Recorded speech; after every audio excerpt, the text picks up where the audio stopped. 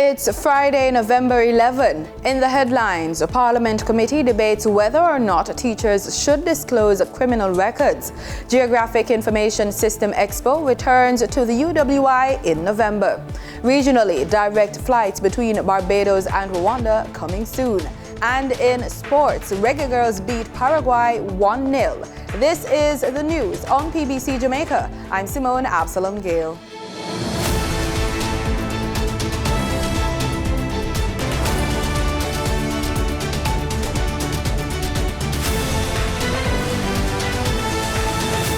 Should teachers be required to provide a criminal record in order to get a license, as well as a self-report on past convictions?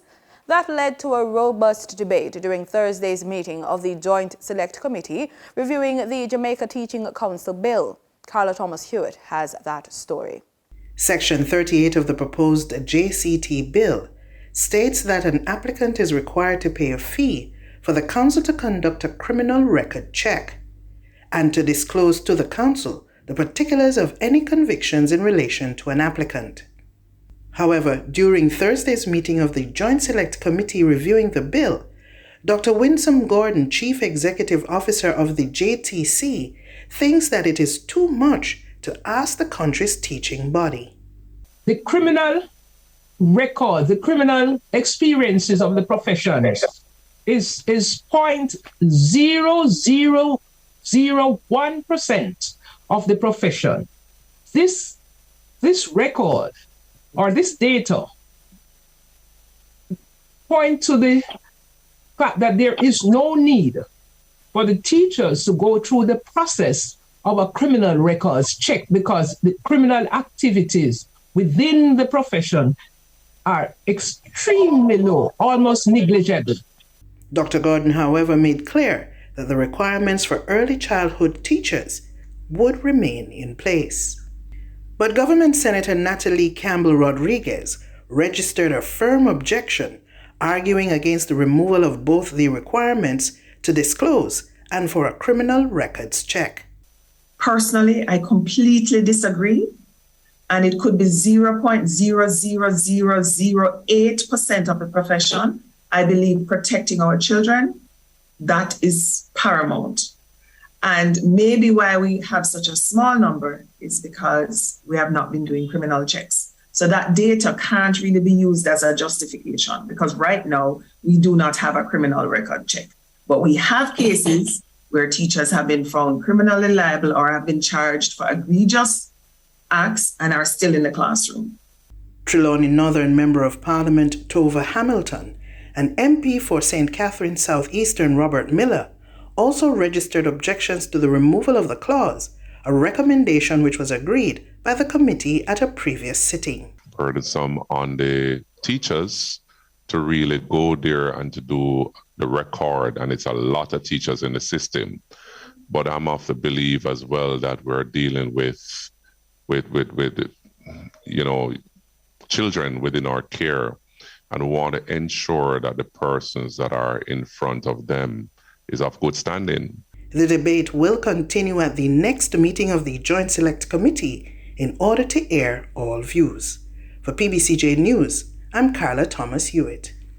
In a news story follow-up, Minister of Foreign Affairs and Foreign Trade Senator Kamina Johnson-Smith says the joint cooperation between the Jamaican and Colombian Coast Guards to facilitate the return of 34 Jamaican fishermen will take place on Friday, November 11, earlier than previously announced. A statement from the ministry quotes Senator Johnson-Smith saying, the Jamaican fishermen are expected to arrive in Port Royal at approximately 11 p.m. on Friday, November 11, subject to favorable conditions at sea. The Jamaican and Colombian Coast Guards have agreed to meet at a coordinating point at 8 a.m. to allow for the transfer of the crew members from the Colombian vessel to the Jamaican vessel, end quote. According to the statement, 2 representatives of PICA will also be present alongside the JDF to receive the crew. The annual GIS Day Expo returns to its home base at the University of the West Indies this year, with an array of activities to engage attendees and participants. We have more from Maya Chung. A geographic information system, GIS, is a computer-based tool for mapping and analyzing things that exist and events that happen on Earth. GIS technology integrates common database operations such as query and statistical analysis with the unique visualization and geographic analysis benefits offered by maps. The 20th staging of the National Spatial Data Management Branch (NSDMB) and the Land Information Council of Jamaica (LICJ) event will take place on Wednesday, November 16 at the Assembly Hall on the Mona campus. Activities were held virtually over the last 2 years due to constraints caused by the COVID-19 pandemic. GIS Day, which is being observed locally under the theme Geospatial Technologies Mapping Our Way to Economic Growth and Recovery, will commence at 8:30 a.m. and will target students from schools across the island.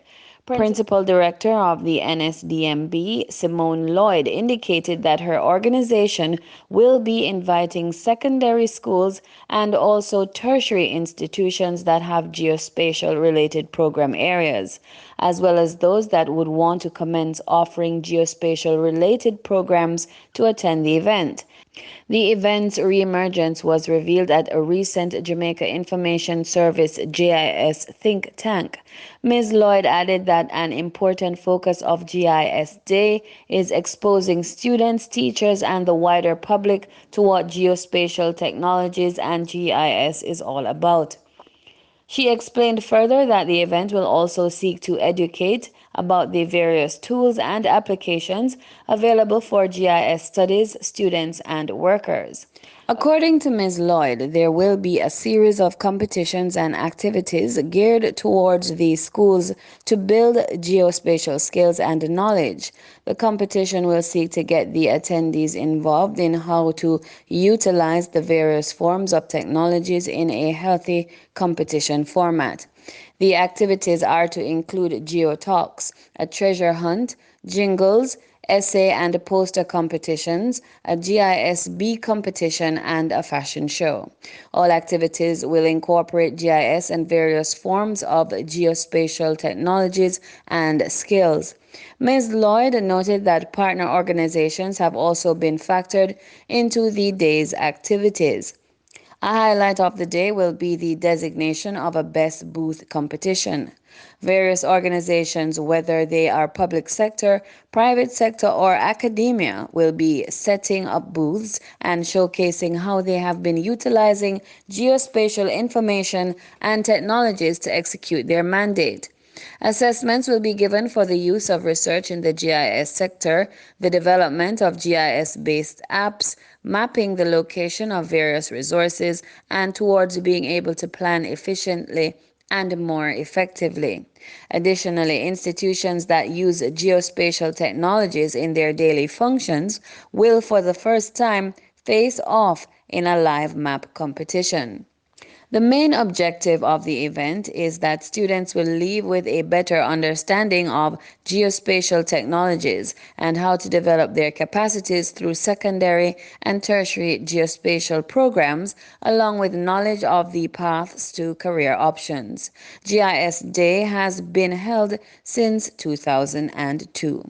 Reporting for PBCJ News, I'm Maya Chung. The Jamaica Manufacturers and Exporters Association members are being encouraged to capitalize on the country's export opportunities more aggressively. That advice came from Minister of Industry, Investment and Commerce, Senator Auburn Hill, while speaking during a tour of the Wasinko Group's state-of-the-art manufacturing plant in St. Catherine this week. Senator Hill says there is a $4.5 billion gap in Jamaica's trade with other countries. The implication being that to be progressive in the export sector, that gap has to start closing. Maya Chung has more. According to Minister Hill, Jamaica imports US $5.975 billion worth of products and goods, while exporting only a fraction of that at US $1.41 billion. The minister said that while he knows that Jamaican manufacturers are exporting, he would encourage businesses in the JMEA to take on more exports. JMEA President John Mahfood, who also toured the facility, said the Wysinco Group has the ability to find a way of being a significant exporter. Mr. Mahfood said that Jamaican manufacturers have to find that secret that will take the country to the next level in the global export market. He added that Jamaican manufacturers have the wherewithal to do much better. According to him, the economy is stable and it can be done. Manufacturers just have to share the ideas and figure out how the group can garner more success. Wysinco Group Chairman William Mahfood said the company is now focusing on how to build brand Jamaica internationally. Mr. Mahfood added that with the commitment to build foreign exchange earnings through exports, the company has been making significant capital investments. In present times, approximately 1,800 persons are employed by the group, in addition to 450 contracted truck owners. The company operates from its two main facilities located at Lakes Penn and White Marlin, St. Catherine. Reporting for PBCJ News, I'm Maya Chung. Every year, National Youth Month is observed in November. It seeks to celebrate youth through a variety of month-long activities aimed at recognizing, engaging, and empowering Jamaican youth. Youth Month is being observed under the theme Reignited, Empowering Youth for Jamaica 60 and Beyond. As we celebrate youth, as we celebrate every single one of you, never forget that an education is the best gift you can give yourselves. Never forget that in all things, you must be your biggest cheerleader. You must champion your own cause. Because there will come a time when you might feel that the world has turned its back on you. But most importantly, you must never turn your back on yourselves. You must never stop believing in your power and in the power of youth. Listen, young people, you are the change agents of today, and we're looking forward to your robust participation in national discourse and providing your perspectives on policies and initiatives. As a country, we remain committed to ensuring that we have all the policies and programs for your development. We remain committed as a ministry to creating an enabling environment for youth empowerment, personal development, and contribution to the shaping of policies in collaboration with the relevant stakeholders.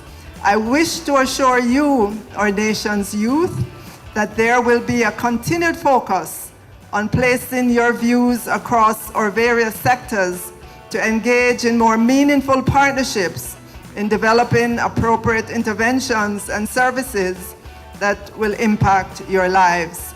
We also will continue to place all our students, their mental health, their mental well-being as a priority for the ministry. Among the programmed activities are the Prime Minister's National Youth Awards for Excellence, where young people who have made outstanding contributions in various areas of nation building will be recognized.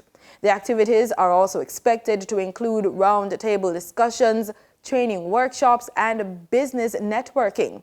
Check out www.youthjamaica.com for more information. 6 Jamaican artists have been nominated for the Music of Black Origin Awards, the MOBO Awards. Spice, Coffee, Skillibeng, Popcorn, Shensia, and Sean Paul are the nominees in this year's Best Caribbean Music Act category. This year's staging will mark the 25th anniversary of the awards and will be held in London on November 30. Last year's winner of the Best Reggae Act category was Shensia.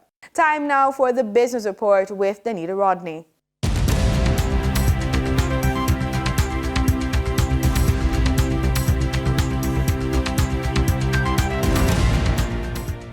Jamaica's first digital-based all-inclusive loans company has announced its presence in a big way. In a report, CJA says it is in the process of screening 8 candidates for a $50,000 grant. The beneficiaries are to get their grants in time for the upcoming Christmas season with the hope of planting a seed in their lives towards their financial freedom. Maya Chung shares that story. Seed Jamaica is led by Michael Lee Chin Jr., the son of bank owner Michael Lee Chin. He, as well as banking and finance experts Andrew Patterson and Adrian Dunkley, head the effort. The company is currently awaiting approval from the Bank of Jamaica to launch into operation. The applicants are required to do a video and tell what they plan to do with the money. Dunkley said the plan is to expand it. This is going to be a consistent offering, not just this round of 8. The purveyors of this mechanism indicate that they are aware of the risks, noting the need to make a real contribution to the financial upliftment of those the bank will serve. The grant initiative kicked off this week and is intended to be a regular feature of the company's operations. Timing the commencement for Christmas represents an opportunity to plant a seed in the lives of those who will benefit in the Yuletide season, Dunkley explained. The company's business model takes a completely different approach from traditional banking. Seed will be taking the risk to support those typically shunned by traditional lenders. The company said in a press release the effort is aimed at redefining the way loans work by creating an inclusive service system that does not discriminate by socioeconomic status, but based on customer needs and wants. Reporting for PBCJ News, I'm Maya Chung. For your market updates, in foreign exchange trading for Thursday, November 10, the US dollar sold for an average of $154.64. The Canadian dollar ended trading at $115.63. The pound sterling traded for $177.62. And the euro sold for an average of $157.11. In JSE trading, the JSE index declined by 3,773 points. The junior market index declined by 47 points. The combined market index declined by 3,957 points. And the All Jamaican Composite Index declined by 2,281 points. Overall market activity resulted from trading in 106 stocks, of which 34 advanced, 52 declined, and 20 traded firm. Stocks advanced for 138 Student Living Jamaica Limited, Berger Paints Jamaica Limited, and Blue Power Group Limited. Stocks declined for 138 Student Living Jamaica Limited, Verbal Preference, Access Financial Services Limited, and Barita Investments Limited. Trading firm were AMG Packaging and Paper Company Limited, CAC 2000 9.5%, Cumulative Redeemable Preference Shares, and Cargo Handlers Limited. The overall volume leaders were Wigton Wind Farm Limited Ordinary Shares with over 3 million units, Spur Tree Spices Jamaica Limited, and Pulse Investments Limited with over 2 million units. In regional stocks, in Trinidad and Tobago, Clico Investment Fund was the only active security posting over 20,000 shares. On the Barbados Stock Exchange, Government of Barbados Bond Series B was the volume leader with over 100,000 shares. They were followed by Cave Shepherd and Company Limited with over 8,000 shares, and First Caribbean International Bank with 596 shares. In regional business, the Antiguan government says the new minimum wage could take effect as early as New Year's Day next year, as Cabinet is expecting the Minimum Wage Committee to submit its report in a few weeks' time. More from ABS News. The committee has been consulting with stakeholders on the issue for several months. Information Minister, the Honorable Melford Nicholas, says the government is keen to receive the committee's recommendations given the recent increase in living costs due to the COVID-19 pandemic and the war in Eastern Europe. We would expect that by the end of next month, that not only will we have the report, but that Cabinet would move swiftly towards its implementation, such that the much-needed relief could come to those wage earners. Meanwhile, the minister says they'll need to strike a fine balance so small businesses are not severely impacted by the need to pay an increased minimum wage. It really brings into the question this whole tripartism of unions and businesses and governments working coherently and working collectively to achieve optimal outcomes. In market data for oil prices jumped by about 3% after health authorities in China, the top global crude importer, eased some of the country's heavy COVID curbs. Brent crude futures rose $2.86 to $96.53 a barrel, and the West Texas Intermediate crude futures gained $2.87 to $89.34 a barrel. And that was the business report on PBCJ. I'm Danita Rodney. In regional news, in Barbados, the country is a step closer to having a direct air link with Rwanda in Africa. The news comes as the two countries sign a new air services agreement, which could soon see the island bridging the gap with the African continent by way of a partnership with Rwanda Air. Minister of Foreign Affairs and Foreign Trade Kerry Simmons explains it will make it easier to build the economic relationship between Bridgetown and Rwanda's capital city, Kigali. For me to get from Barbados to Rwanda would mean normally traveling 8 hours to get to England and then waiting around for an hour or two to catch a plane and another 8 hours to get to Rwanda. So that is about 18 hours, the better part of a day, in order to get here. If we could have Rwanda Air fly directly into Barbados, as I hope we soon will, then that would be a flight that would be about 6 or 7 hours. And I think you can see automatically how much easier it would make the business of commerce between ourselves.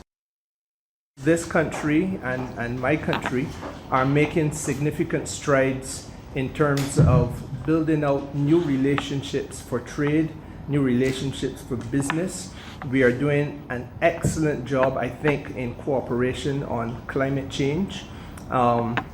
In manufacturing, only yesterday we signed a major agreement which is of global proportions for cooperation in pharmaceutical production so that our peoples can have access to pharmaceutical products to save their lives. The government of Antigua and Barbuda has reported progress in launching LIAT 2020.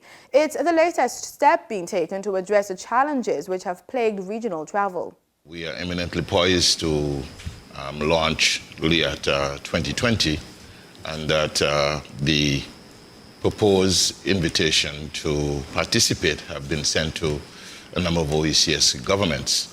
Minister Nicholas says Junior Finance Minister the Honourable Lennox Weston shared LIAT's latest developments with Cabinet Wednesday. He says Minister Weston and a team from LIAT 2020 will pitch proposals to OECS tourism ministers when they meet in Antigua next month. Meanwhile, Minister Nicholas says former LIAT workers can still accept the government's 50% severance compassionate offer. The offer still stands, and the good thing about the position of those workers is that they have marketable skills, and they have the opportunity when LIAT 2020 resumes to be considered for rehiring. He says it will be more cost effective for the company to hire trained workers.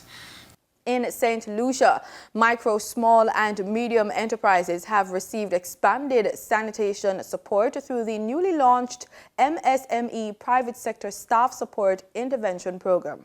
The initiative emerged through partnership between St. Lucia's Ministry of Commerce and the Republic of China. The MSME Private Sector Staff Support Program has been conceptualized as a COVID-19 prevention initiative expected to extend necessary support to businesses at all levels while enhancing capacity of lower income level staff and owners. Minister for Commerce Emma Hippolyte, commenting on the initiative undertaken, emphasized the value of the assistance rendered. All of November is Business Month, and today we are here to hand over sanitation packages to our small business owners and their staff. Now, this program we planned from 2021. It is late in our delivery, But we know, and I think it's important that we do it now, because in St. Lucia, we believe that COVID has left us. We know that with the Ministry of Health and the government's intervention, we now have sort of a handle on COVID. But COVID remains with us. COVID and other viruses are still around. So we still think that what we're doing now is extremely relevant. It is relevant in that it allows, we are assisting our small business in particular. According to the Commerce Minister, some 3,000 businesses and 5,000 staff members will be in receipt of the items acquired. Taiwan's ambassador to St. Lucia, Peter Chen, emphasized the importance placed on support. MSME is the backbone of the national development, economic development. So I think it's a very good program that Ministry of Commerce trying to help SME, especially amid this COVID situation.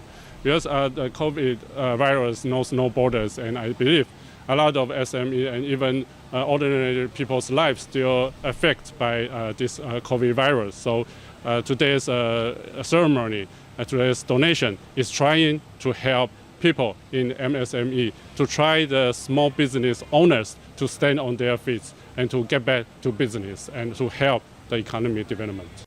In international news, fans going to Qatar for the World Cup will be able to access emergency and urgent care services for free. Authorities say healthcare capacity in the country has increased significantly in preparation for its expected 1.5 million visitors. Al Jazeera's Victoria Gatenby reports. At a logistics hub outside the capital Doha, ambulance staff prepare hundreds of medical packs for use during the World Cup. They'll be sent each day to clinical teams working at stadiums, fan zones, hotels and entertainment venues. In crowded areas, mobile teams of paramedics will use golf carts, scooters and bicycles to get to patients quickly. My advice to any of the fans, when you need healthcare, please ask for the nearest clinic around you, because there will be such provision easily accessible for you, and these will provide also healthcare free of charge, because they will tackle the urgent care need for the fans. Qatar's healthcare capacity has increased significantly in the last decade, with 10 new hospitals and 16 additional primary healthcare centres. It has the biggest emergency and trauma centre in the region, and extra staff have been hired for the World Cup. For the infrastructure, we have expanded. We can accommodate a large number of the population. In addition to the infrastructure, we have to talk about the workforce. So we have a very highly skilled workforce that is multinational, speaks many languages to take care of our patients and visitors.